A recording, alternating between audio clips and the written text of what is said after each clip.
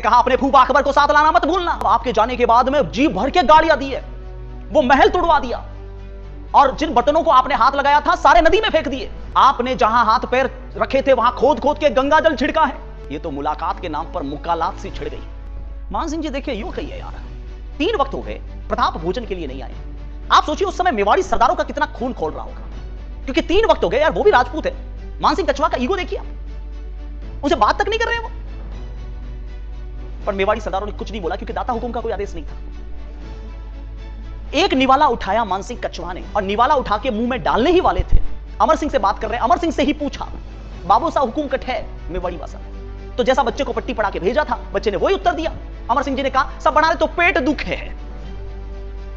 मान सिंह कछवा समझ गए कि इसके कौन सा पेट दुख रहा है। तुरंत उन्होंने थाली धकेल कर मेवाड़ के कुंवर अमर सिंह से कहा कि अपने दाता हुकुम को जाके समझा देना कि इतना ही सिसोदिया खून उबाल मार रहा है तो उसे रणभूमि में बहाकर दिखाएं। मेवाड़ी सरदारों का भी दिमाग पहले से खराब था। कृष्णदास जी चुंडावत बीच में उठे और उठ के कहा अमर मान सिंह कछवा से कि होश में बात कीजिए, आप हमारे कुंवर से ऐसे बात नहीं कर सकते। कृष्णदास जी चुंडावत कुछ बोले उससे पहले झाला मान सिंह बहुत भयंकर गुस्सा थे। बड़ी सादरी के ठाकुर होश में बात कीजिए, मेरी तलवार हमेशा दुश्मनों के खून की प्यासी रहती है।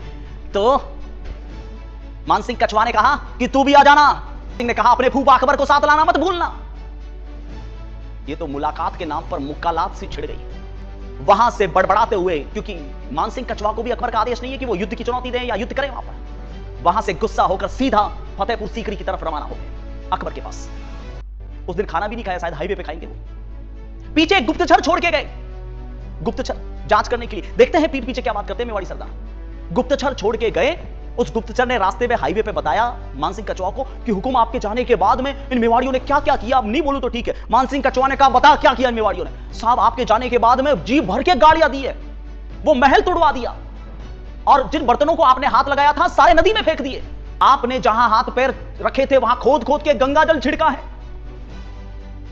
आपकी शक्ल जिसने देखी सबने दाढ़ी तक बनवाई है। एक बात बताऊं मित्रों, तलवार का घाव ठीक हो जाता है लेकिन शब्दों का घाव ठीक नहीं होता।